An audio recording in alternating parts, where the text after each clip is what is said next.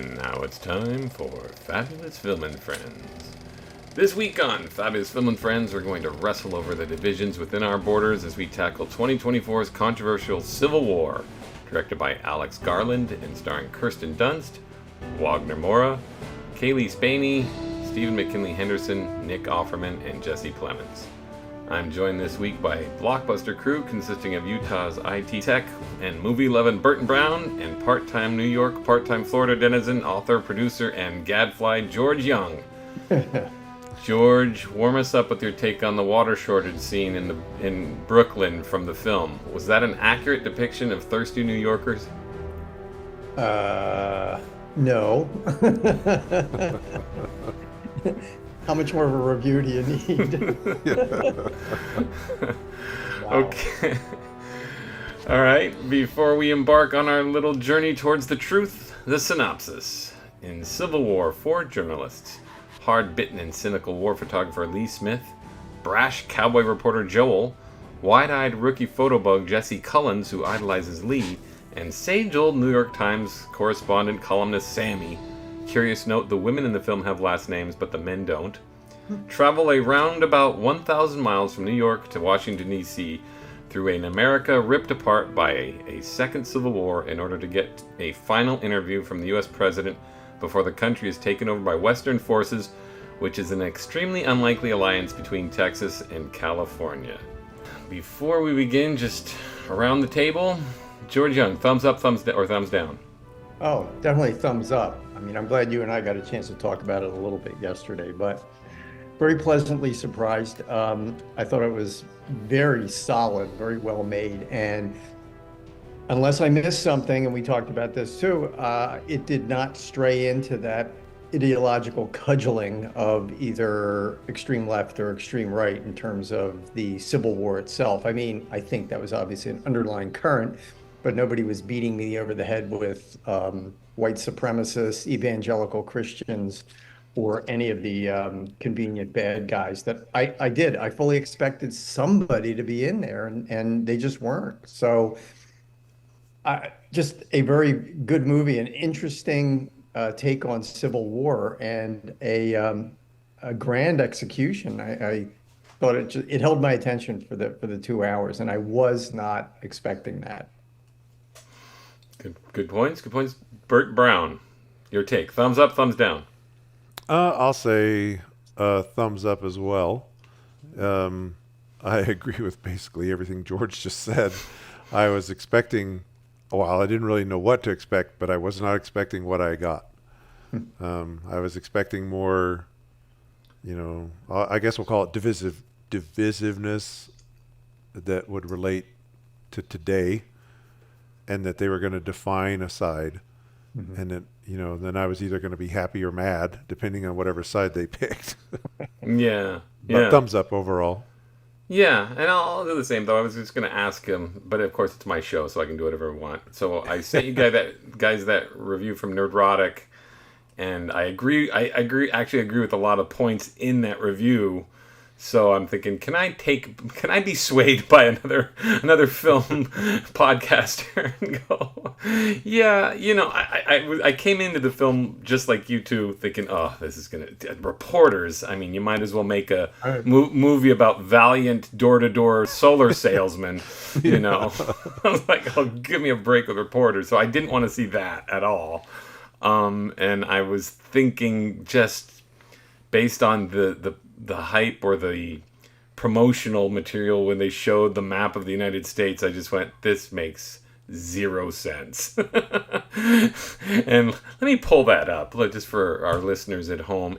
Even after seeing the film and not hating it at all, and I liked it, but it's the kind of film that the more I think about it, the more I start nitpicking about it. It says, so you have the New People's Army, which consists of Washington, Oregon, Idaho, Montana, Utah.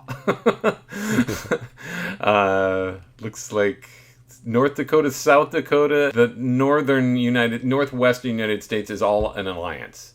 And you're going, what?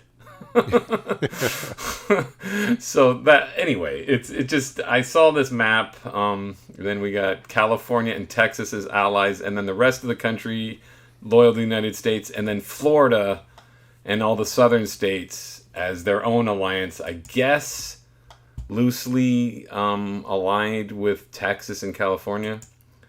I guess. Yeah. Based on who got shot. Right. Yeah, right. They intimated that during the course of the intro to the movie. So Right.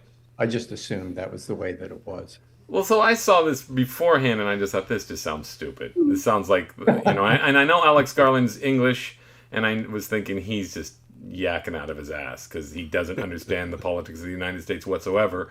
But again, you see the film and you realize, well, maybe that's on purpose. It's just supposed to be, we might as well start quibbling about the politics of the Hunger Games. So, so that said, it was good. I like that. I went with my son. He turned to me, and I was thinking this while I was watching it. He turned to me, and I don't know if you guys have seen it, but he said, "Dad, that movie's a lot like The Road." The movie with John Hillcoat, the Viggo Mortensen, and Cody Smith McPhee. It's great. I've reviewed it extensively with the other panelists on another show about Australia, but I think it's a terrifying film. So this had shades of that. It was an episodic sort of journey through hell. Right. And I thought it was good, but then when you think about it, not that good. And mainly, if you're going to have a cold, dispassionate, cynical view of reporters, and then you don't have them, and here's a spoiler alert, you don't have them sacrifice at the end, and we're supposed to buy it, And so the more I think about that, the anger I get. Like, why didn't she just get shot in the head? Why she didn't have her helmet on? She didn't get her. Suddenly they go all cowboy when they're right there with the Western forces in the White House getting tons of fire, and they don't. Yeah. They just have their Kevlar vests on. They don't have any helmet. They don't have any body armor. And you're like, what's that? That's just a silly scene. So anyway, that's my take on it. That it was good, but it doesn't pass a lot of reflection. Once you start breaking down the logic of what's actually happening, I don't think it quite holds up as it does but then does that count as, can you do that? Can you like a film initially and then backtrack? George Young.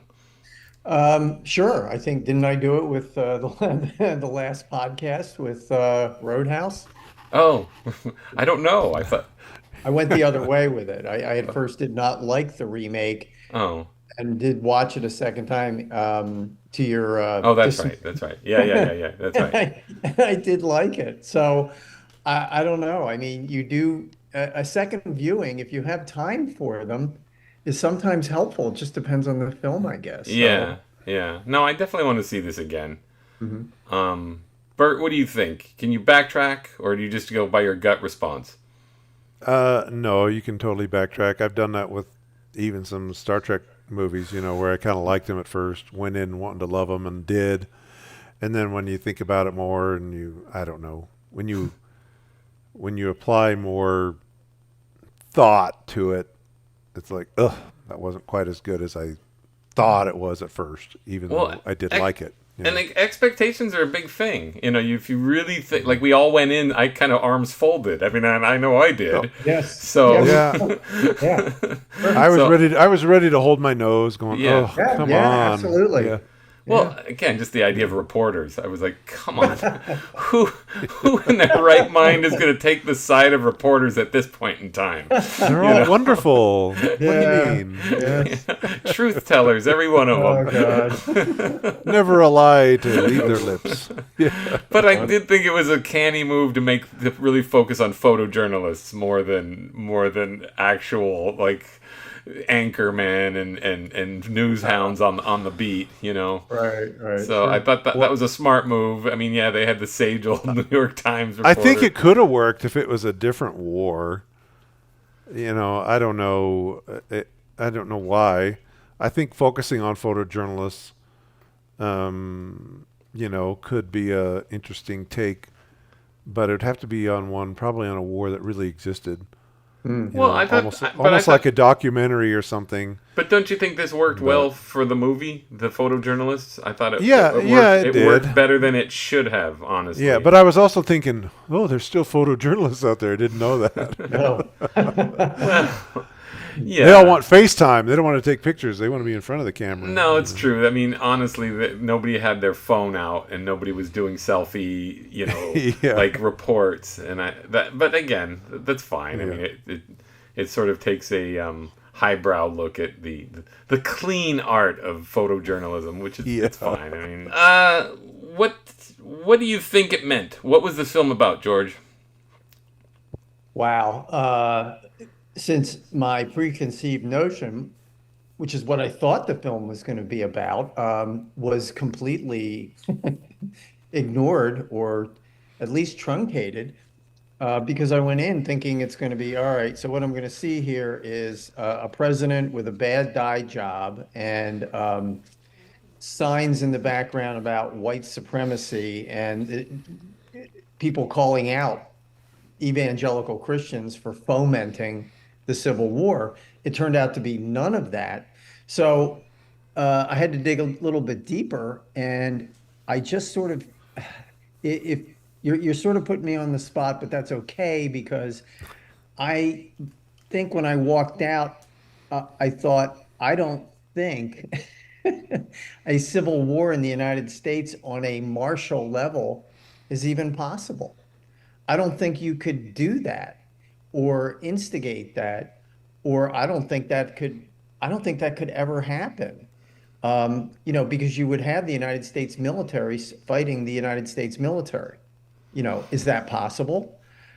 I don't think so. So I think it, for lack of a better description, it might have pointed to I know it's not as good as it used to be, but a fairly solid governmental program or platform with a constitution that does not allow for something like that to happen. Now, and this is one of my, a cliche I hate, which is, having said that, it is something that might be the only way to really give our federal government, as I call it, an enema, and clear out a lot of the larding up of big therapeutic government that's kind of happened over the last 75 years. So I know I'm not directly answering your question, but Do you think that's what he was saying, though? I don't think so. Like, is this the only way to fix the problem? Could be, but was that his intent when he sat down to maybe write a treatment or do a mood board or something like that? No. I'm thinking, and I will watch what you sent. I'm thinking that he's hoping what people are going to take away from it is that there's going to be a martial clash between conservatives and liberals, and that's what's going to trigger it. But he was sly enough to not come out and say it. But Well, I don't you think he's still just using that as a backdrop? I sure, mean, absolutely. let me get Bert. Bert, what do you think the film was about? Yeah, I'd love to hear that. Well, it wasn't what I thought it was going to be. I probably had the similar assumptions that George had going in.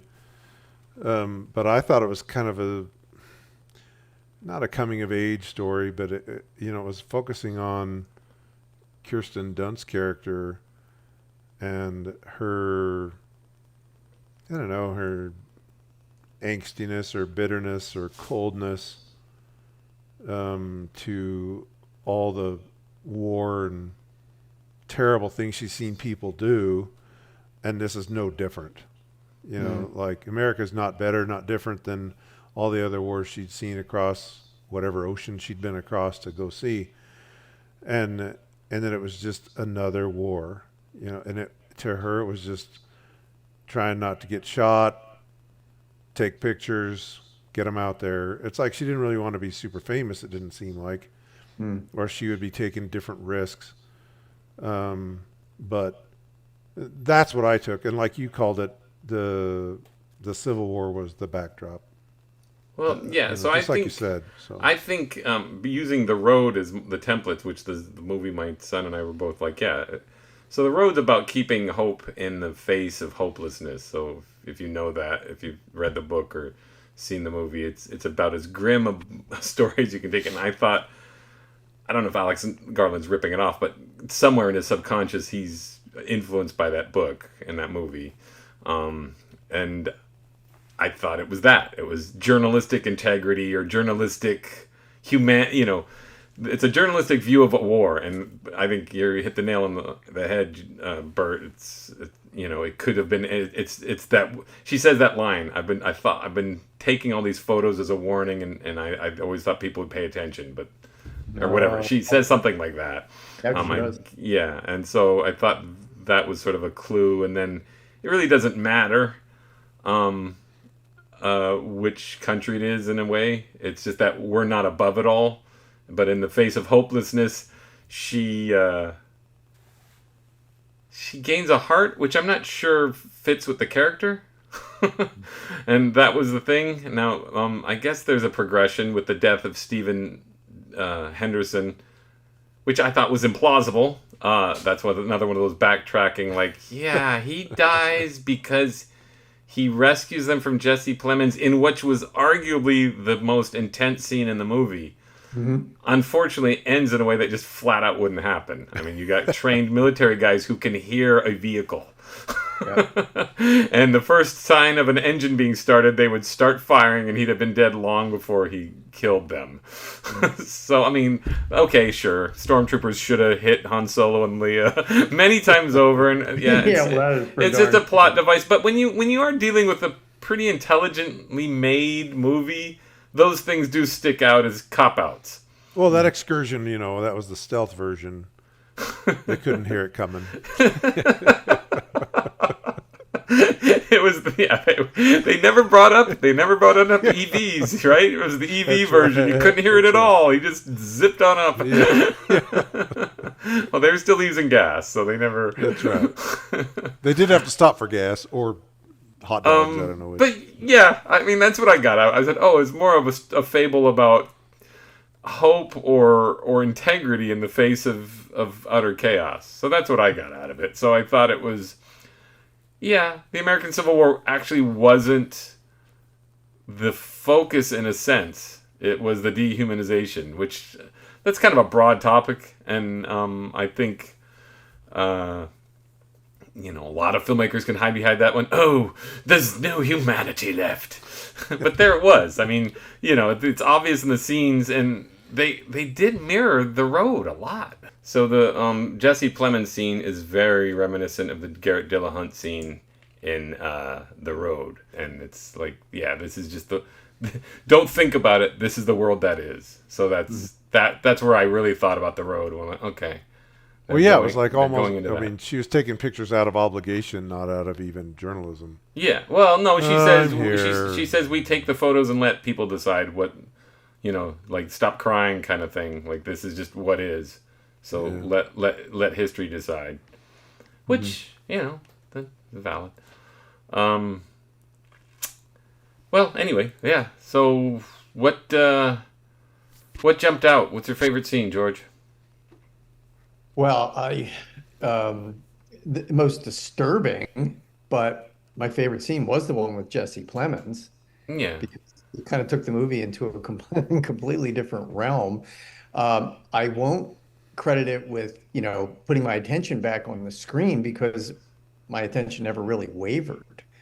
But boy, you talk about a spike in drama, even in script writing. It was almost a paradigm shift. Like despite the fact that there was a lot of military action going on, I didn't see that coming at all. I really didn't. Even it was after they left the sniper area, correct? Yeah, correct. Yeah.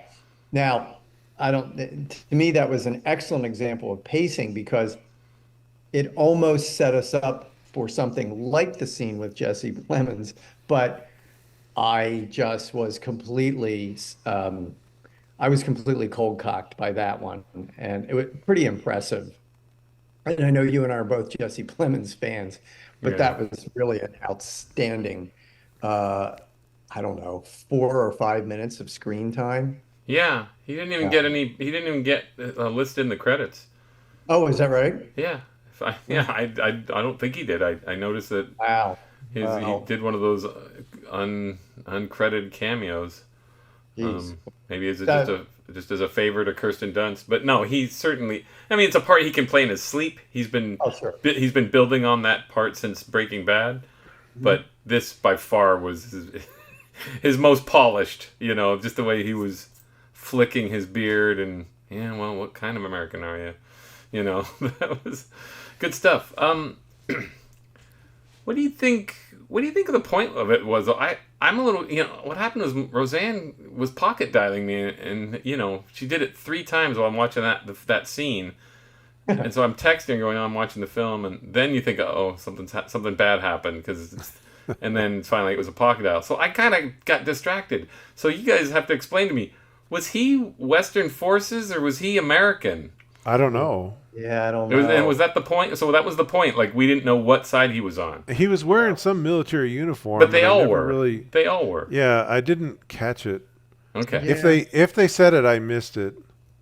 Well, But, yeah, but, you know, he let him live. The one from Colorado, and But that didn't matter. He was correct, yeah. you know, xenophobic, right? Anybody from who wasn't American, he was going to shoot. yeah, right.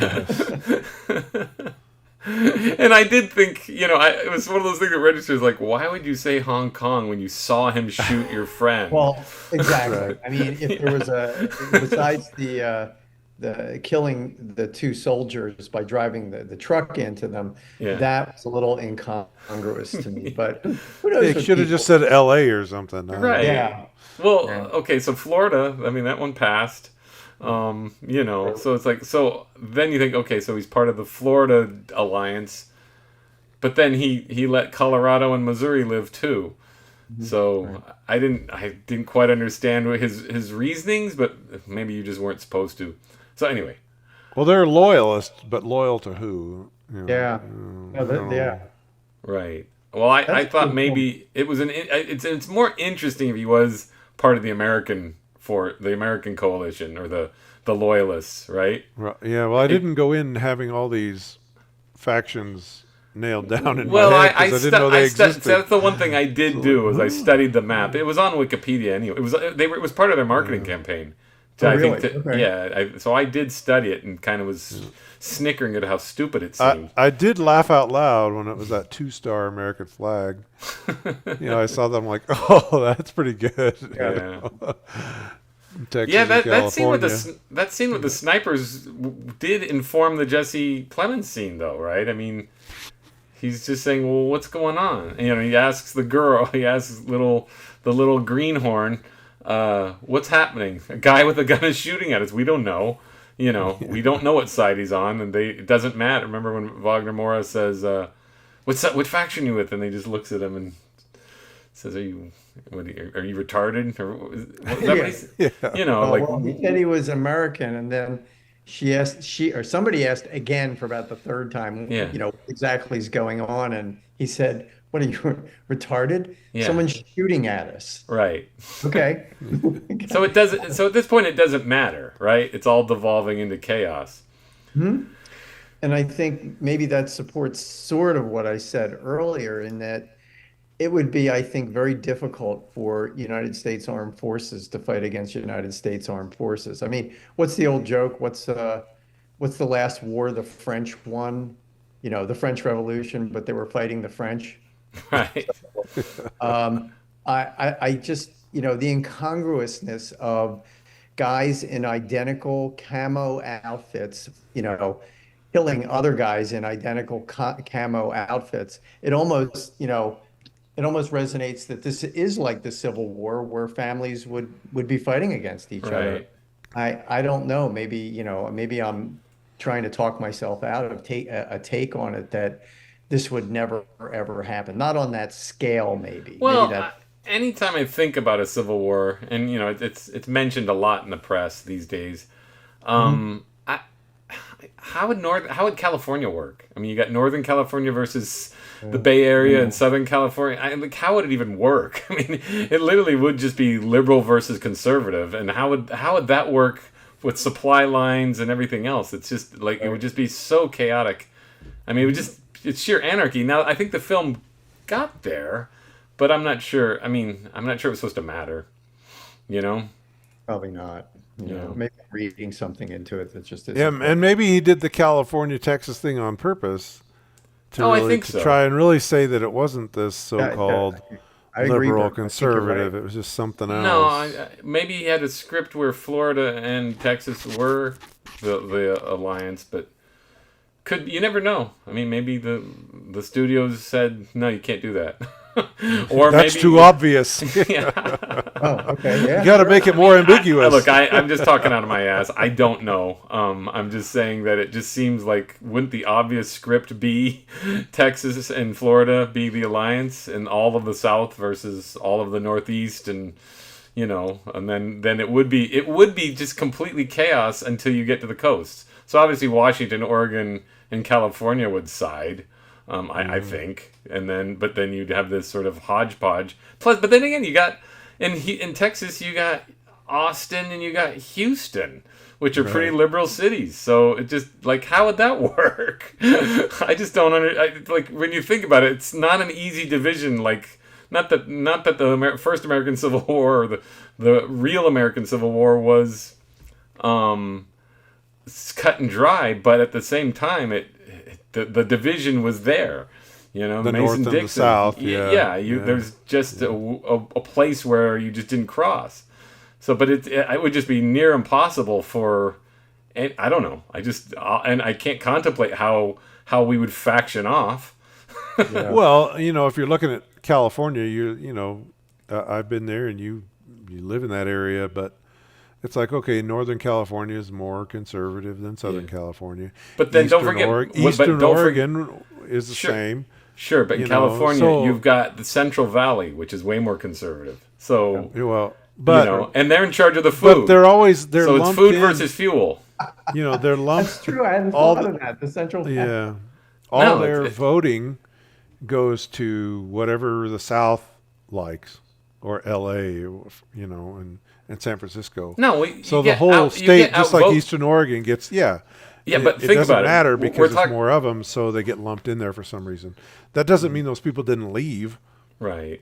Well, that's the thing. I mean, just like the mass migration from California. I just think, there's so many things to think about, and I think the film wisely sidestepped all this sort of minutia that would lead to a sense of, forget it. Forget it. But yeah, I often think, like, well, just because there's a voting block doesn't mean they can eat, right, George? Yeah. The New York voting block is still reliant on the rest of the country, and but you always think, okay, obviously harbors. So you got the coasts have it in the bag in terms of international trade and supplies. Mm-hmm. So you got Texas and Louisiana, but then everybody else is blocked off. So it'd be a really difficult war to fight for sure. Yep. It's like, it's a way different scenario than 1860. So that's all. Okay, so I think we got the most meaning out of it. Any final thoughts about what it all meant? Bert, anything? Not really. Nothing we haven't already talked about. George, any final thoughts before we move on to the technical aspects? Well, I was just so intrigued by it, which again was such a shock. It's like, okay, and I'm, not a fan of follow-ups, but I'll tell you, if they were going to do Civil War II, I would love to see what happened after, they sorry, spoiler alert, after they off the president there at the very end. Okay. They offed Offerman. Yeah. It's like any coup. Oh God, now what? We're in charge. It's like Woody Allen's Bananas. Okay, what do we do now? Well, in Woody Allen's Bananas, the guy like completely loses his mind that takes over, and he declares that the national language of this Central American, country is going to be Swedish, and everybody has to wear their underpants on the outside of whatever clothes they have. It's that kind of a thing. What happens in Civil War II? I mean, there was no mention of any sort of a structure that was going to be put in place if the American government, which had stood for what, 200 and almost 250 years, was going to, create her. So if there's anything else I could take away from it, it's like, all right, if he makes Civil War II, I'm going to buy a ticket to go see it. Yeah.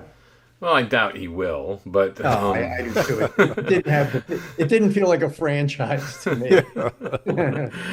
but yeah, I didn't think that far. I just thought it was really, at that point, it really was a story of, just, the trophy aspect of the president. I thought was very interesting, and That's right. reminiscent of a film I saw, a Jewish film festival entry from, I don't know, 2008, called "To See If I'm Smiling," and it was about the IMF forces who were in Gaza fighting terrorism, and then years later. Anyway, there was a photo of the group, in front of a Hamas terrorist, and then they were treating him like a trophy. And so this film reminded me of that too. But the title came from one of the soldiers. Once she had been a civilian for a few years, she just said, "I want to see that photo just to see if I'm smiling," because it was about the dehumanization that it takes to fight a war, and obviously it does. You can cry about it, but that's what you're doing. You're killing another human being, right. And I think this film did punctuate that idea really well. Mm-hmm. If there are logistical problems with it, which there are many. There were, the more I thought about it, I went, wait a minute. How far can you get on a single tank of gas? You can't go 1,000 miles. Well, I did see the red tank of gas, the extra tank on the back. Oh, that's right. They were carrying cans with them. Like at least 5 gallons. Yeah, right, exactly. And in an excursion, that'll get you 2 miles. Yeah, exactly. Good point. I was like, wait a minute, they're not in an EV. They're in, they're in this and where would they charge it guzzler. if they were? Yeah. No, exactly. Anyway, those details, I guess, yes, nitpicking for sure. But, it did raise questions that when I was saying, my main issue is just Kirsten Dunst. But and I liked her a lot. So with that in mind, let's get in performances. Bert, I'll start with you. Who was your favorite performer? Who gave your favorite performance in this film? It would have to be her. I mean, I'm not this big acting critic. I don't necessarily know good acting if it slapped me in the face. But it was, when I first saw it, I thought, wow, she looks old, and I'm like, and kind of, and I'm sure it was on purpose. It's been 20 years. No, it's been 20. She's in her 40s. It's been 20 years since Spider-Man. Yeah, but still, to a lot of these, the Hollywood women, want to look a certain way no matter what. No matter how old they are, they have to look a certain way. Uh-huh. And be presented another way. I mean, Charlize Theron did that monster movie or whatever that one was, where she was this ugly person, not only in their life, but in just the way they looked. Yeah. Right. And so that to me that was a departure. But this to me was, it was like, okay, she's trying to take this seriously and not really worried about what she looks like. She just wants to give a good performance. Yeah. That's what I was thinking when I saw it. But I thought it really was good. I mean, for what I know, and I believed it. I had a hard time with Offerman. When I first saw him, I'm like, wait, I'm supposed to take him seriously? I thought he was a comedy guy. And now, granted, he wasn't in it much. He does both. I guess I just don't know enough about him or see enough with him. And then Jesse Plemons too. I'm like, wait, that is that guy, right? Yeah, I couldn't think of his name at the time. Yeah. And I kind of see him in a comedy. No way. Did you ever see Breaking Bad's where he first hit the scene? I haven't really seen. I haven't seen Breaking Bad enough. So it's one of those things. Like I always, it's just the impressions of what I've seen. Sure. And then I see them in something, and I'm like, wow. I mean, it was good. you know, I thought a lot of it was all that whole ensemble, the four, you know, the foursome in the car. I thought was all good. Yeah. But I thought she was like, oh, she's Oscar trolling or something like that, because she's letting herself be ugly. You know, that's what I thought of. You didn't see Power of the Dog, but she played. I think I did. Oh, well, she played the. Yeah, we talked about it. She played the. Oh, were you on that podcast? I don't remember. Yeah, I think so. Oh, yeah. Sorry, Bert. Yeah, but I don't remember who's in what. Okay, well, so. Attaboy. So she's been slowly rising in sort of dramatic heft in terms of her abilities. I think. I mean, she's a far cry from Spider-Man. I mean, it's a funny thing. She burst on the scene in Interview with the Vampire, and she was great. Like as a little kid, she was great. And I haven't seen that in I don't know how long. I couldn't tell you. But she was really good. And then I think she did Jumanji, and you know, she did some. You know, she was a kid, so she's gonna get kid movies. Yeah. But I think she went into that period where she did Spider-Man, and I think my guess is she didn't like it because she didn't really put her all into it, and she made her money, you know. So but I don't think she particularly liked the whole deal. And that's fine, but me, I don't know that the role itself was all that great. Well, you know, she could have put in some performance that she was definitely wrong for the part. Been great, but I think she was wrong for the part. But anyway, I just think in my mind, like I was sort of irritated with her because she took the part, she didn't like the part, she didn't do well with the part, and kind of seemed to badmouth it, like you know. Nerds, you know. So in this one, I just see her as, but I think she's maturing now. Yeah, that's how I saw it. Ever since Power of the Dog, I'm back on her team, and I think this movie, she had some clunker dialogue that she made work. Even that line about, you know, I never thought this was gonna happen, you know, whatever. But she did a good job with it. She did a really good job with all of it. I thought my only issue is her character arc. I was like, I just don't buy that, and I wish he didn't write that scene. You know, it would have been just as fine for her to get blown apart and the photographer just to take her photo, and then it would have been like, you know, she doesn't have to sacrifice. She's just part of the chaos. You know, her death, like Stephen McKinley's, is just part of the chaos. You know. Yeah. Anyway, George, who's your standout? Well, I think, given that I don't think the movie was tailored for quote unquote performance, right? It's almost like they were ciphering some sort of, you know, the main story arc. I still think all four of them during that trek played a pretty good ensemble, and I can't point to any of them that I think were maybe better than anybody else, which I think speaks to the capability of the director. Yeah. So I didn't think anybody stood out, but I thought they were all very, very good. I mean, the young girl who I think I was, when I talked to you yesterday, I was dissing. I had no idea that she was Priscilla. Yeah. So if she can go from that part to this, that's pretty solid. And impressive, but I would say, you know, the best performance was the foursome. Yeah, well, they were sort of an archetype or a representational part, right? They you know, you couldn't be more okay. Here's the old veteran, the kindly old sage, who even has a cane, the world-weary journalist, the cowboy, and the greenhorn.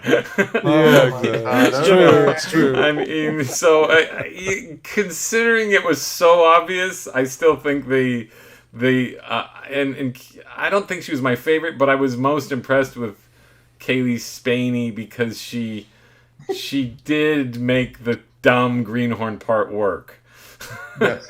You know, and she my wife's like, oh, what is she, 12? Yeah. Well, she's I mean, everybody matures slowly these days. Look at me. Yeah.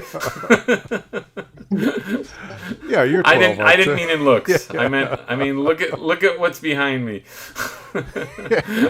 But no, anyway, I just think she seems young, but she's 25, so I mean, I know she is, so and she pulled off Priscilla more or less. I mean, I don't think, again, I don't want to get into Priscilla. I don't think she quite succeeded in the stature of the actual Priscilla Presley, but you know, she did what she was supposed to do, which is what Sofia Coppola wanted. She's good and she's likable for sure.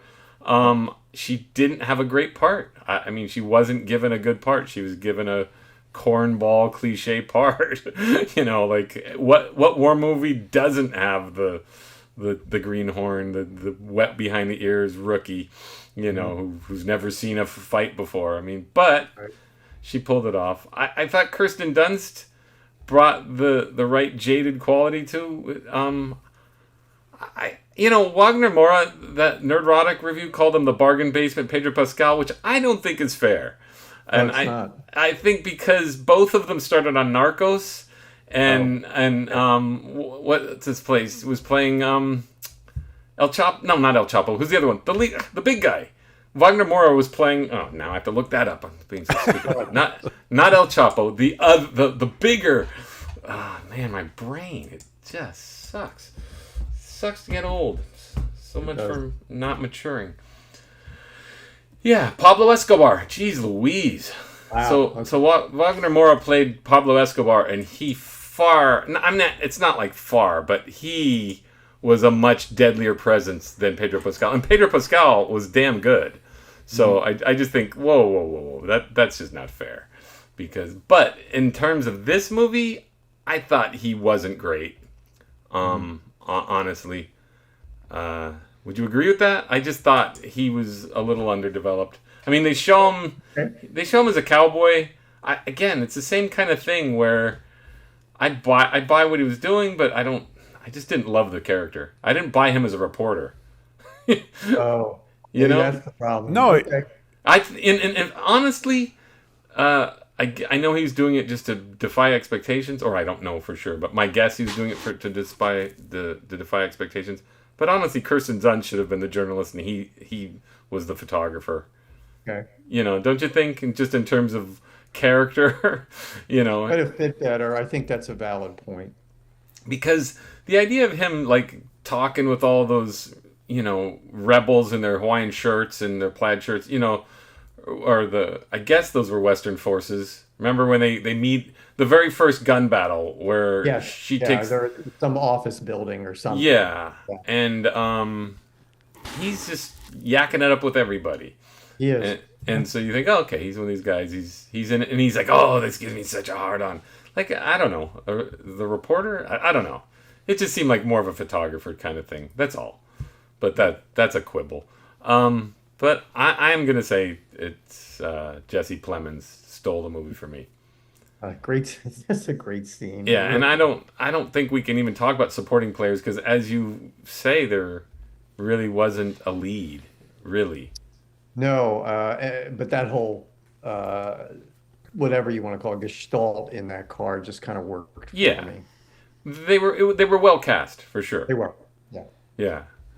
All right. Well, let's get on to screenplay or anything. I'm not going to talk about music. I didn't even notice music except song choices. So screenplay, George. Anything you would have done differently as a writer? Well, I don't know. I mean, just was so carried along by, the rhythm of the film. And this was part of my enchantment with it, is that I think dialogue, and again, I've written my share of it, both in fiction and in script writing. Dialogue is a very difficult thing to do in terms of making sure that your characters are not speaking strictly as you would. Right. And I think and again, let me go back to the car because they were doing all the heavy lifting. Mm-hmm. All four of them were given a lot of dialogue that was very, very central to their character. And again, I just know how hard that is. You will constantly default to having people speak and react as though you would. And that's a very hard habit to get out of. Yeah. And I didn't see any of that. I thought the writers, I don't know how many adaptations were done, Mm-hmm. did an excellent job of applying speech patterns and sentence structure and performance is up to the actor, but I think they gave him a lot to work with that was, again, built for that character. So very impressed with the screenplay. I don't know if it'll get nominated or not, but it should. I would kind of push back a little on that. I think the actors made the dialogue work. I thought that a lot of the dialogue was a little on the nose and a little expository, and I thought it was the professionalism of all involved that made it all work. You know, because in a way it reminded me of. I always pick on the poor Christian filmmakers who are always preaching to the choir, but it reminded me of them trying to pussyfoot around talking about God. So this film was trying to pussyfoot around talking about the politics, which I get why he's doing it, but at the same time, seems like there would have been way more political arguments going on. As you know, so fine, he didn't want to go into that territory. That's fine. But I thought the actors did a better job of conveying. I thought if there was a good line, it was the line about we just take the photos and let the public decide. But even still, that sounds like a line. You know what I mean? And I don't like lines. I prefer, you know, I don't believe. I believe in the Kubrick, you know, Terrence Malick approach. I don't believe people talk that much. You know, people are unintelligible beings. And a movie is a series of pictures. So if you can tell your story without dialogue, more power to you. Well, that was Hitchcock's big thing, right? Yeah. You know, if you can't convey it silently, then you're not conveying it. Now, I think that's a little extreme. It's extreme, but it's the right. He came out of the silent era, so okay. You didn't have dialogue then. That's why he was so brilliant about scenes that didn't have a lot of talking. Okay. But it's the right idea because most writers start planting their soapbox and standing on it and screaming, you know. And I felt there was a little bit of that in this script. Okay. I mean, it was manageable, and again, I think to the credit of the actors, they did a great job with it. Okay. You know. I stand corrected. No, you don't have to be corrected. You're right. I mean, you may feel. I think they all had, you know, the Dirty Dozen style dialogue that exemplified who they were. So you can look at it two ways. Was it natural? I felt a little bit of. It didn't feel like completely natural, but it didn't go too far into proselytizing for sure. So okay. All right. I give it that. Bert, any thoughts on the script? I'll have to defer to you guys on that. I don't know enough to say what was good or bad. You can't have an opinion, Bert. Your opinions are valid. No, well, I mean, I don't know how to make it any different. That's my problem. Okay, that's all. So, that's it. Yeah. You know, I've written a number of scripts unpublished. I add in parentheses, but I always struggle to just characters don't say that. What would a character honestly say? And here's the discipline. If they don't have to talk, don't make them talk. Because you know people don't fight in a fist. People don't talk in a fist fight. You know. No, actually, they don't. And that's a problem with movies. They start talking. You know. Anyway. All right. Well, let's get into cinematography. Your favorite, Bert. Did anything jump out as particularly striking in the visual presentation of the film? Well, I'm not going to comment on how it made any sense. I'll leave that up to whoever. But I liked the forest fire stuff. Yeah. As they were driving through this random forest fire. Yeah. And, and they were, they were also seemingly in awe of it as well, or looking out at it longingly. Oh, look how beautiful. Well, he was dying. Even though it's destruction. It was Stephen Henderson. He was dying, so I thought that was a pretty... I was once, as you know, a forest firefighter, and I did once marvel at the beauty of a fire at night. So I can see that. I mean, that didn't strike me as corny. But well, I wouldn't say corny. It was just like, where's that? Yeah. Well, but Where's again, that outside of Washington D.C.? Oh, you're in Virginia. That I guess. could have been anywhere. And you're talking about people who were setting fires and explosions. I didn't think that Right, was that didn't jump out as dopey. I thought that was fine. Well, it's I don't know that I'd call it dopey, but it just seemed in my mind out of place. But it may not have been. What do I know about war? I've never been in one. Well, but it does make sense, that war. there would be, and civil wars. They would certainly start fires for whatever tactical advantage they would use them for. Sure. And so I'm like, yeah, that could be true. Hey, it reminded me of a little bit about, there was a movie about that Paradise, California, that burned, where those people were trying to leave while it was burning all around them. Mm-hmm. And that kind of reminded me of that. But I liked that part. And I didn't, from what I know about, cinema, there was nothing super horrible, but there wasn't an opportunity. How grand can you be inside of a excursion? Well, but that's like the road. I mean, again, I hate to keep bringing up the road, but it's the external things that are happening. Basically, the road is a man and a son pushing a shopping cart all through a decaying America. It's the external. It's the external shots. I think in terms of the visuals, I thought they were good. I'm not going to say amazing. George, what's your take on the cinematography overall? Perfectly workmanlike. Yeah. I didn't see anything special about it. I don't think it was a movie that maybe there was no charter to stylize it a certain way. Yeah. So, well, it was supposed to. We're dealing with, I think, a sense of verisimilitude. So I thought they did their job. But this is a production design. We'll go into production design or art direction or just basic direction. I didn't think there was enough refugees and homeless people around. You? Yeah. No, you're right. When they were driving, there should have been hordes of people along the street because they had destroyed, as I pointed out in my my not daily film review, that downtown DC is obliterated. Right. So they're going to be, you're talking in a city or at least a metro area of millions of people. Yeah, you're going to pass more than 6 people with a hand truck. So they had one refugee camp. And it just seems like they would constantly be passing refugee camps. Yeah, from Washington to New York. I just thought homeless. Even how many years were we into this? Anybody remember?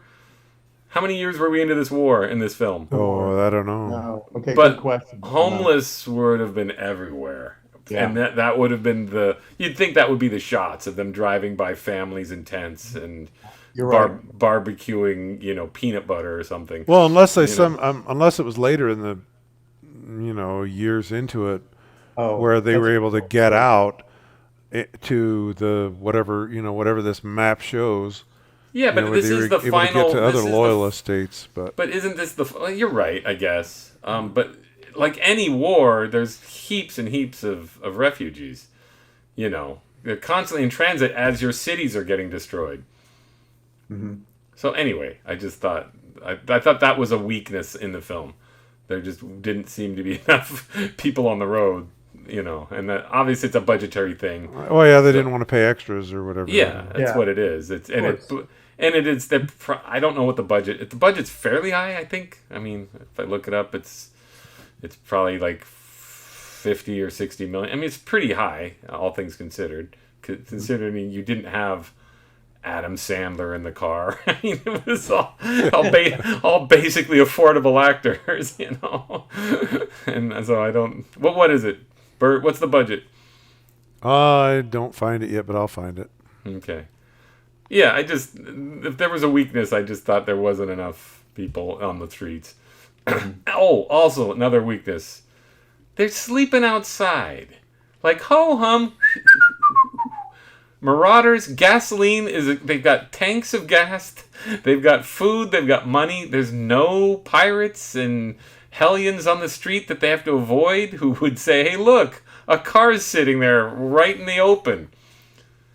Nobody thought of that? You just thought, oh, okay, let's sleep under the stars. No, didn't bother you. Bert, Well,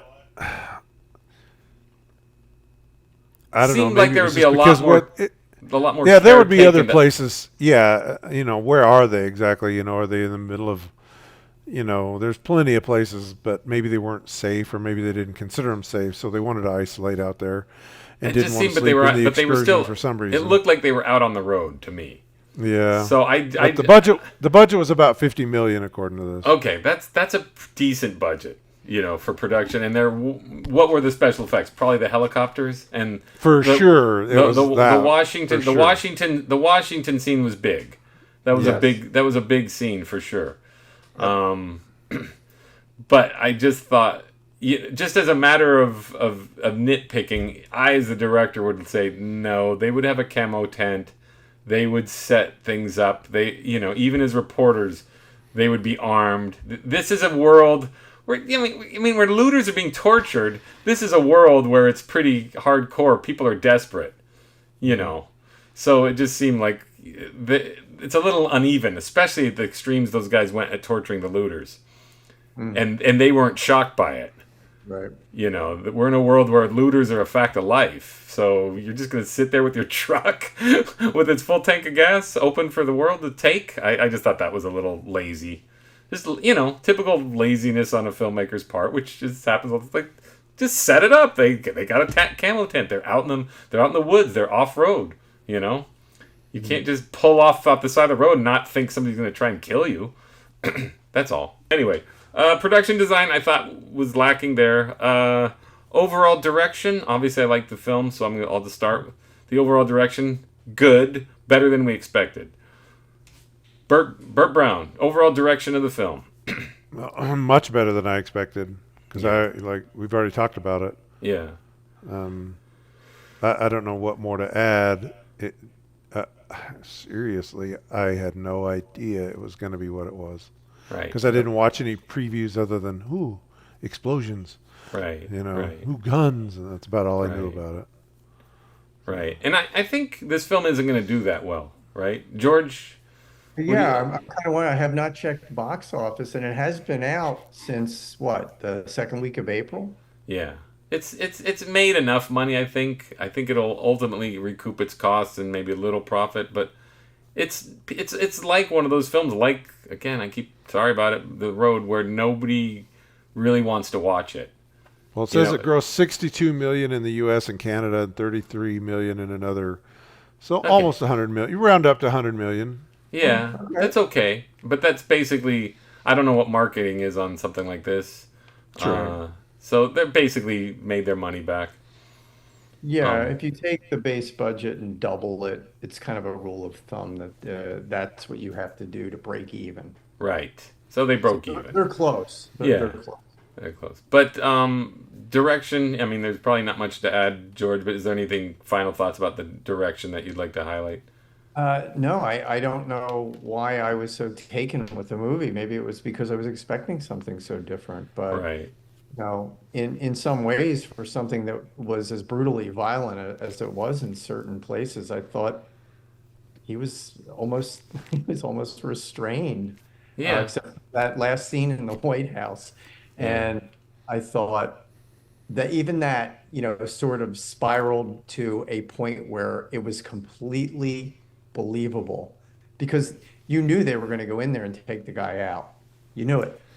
Well, I thought this while I was watching it, and then my colleague in the world of podcasting, Nerdrotic, pointed out that, and I definitely thought this. He says, "Yeah, the president's hiding in the office under his desk." Yeah. Good point. Maybe it was an earthquake drill, so he's hiding under the desk. Yeah. Oh man! Don't they have tunnels? Don't they have a lower office? That's right. Who knows what they spend our tax money on? And there. they have an off-site base, right, in the hills. Yeah. Yeah. So I saw David. I saw clear and else. present danger. I know they're one of those sum of all fears. I know they have this sort of nuclear bunker somewhere in the hills. Mm-hmm.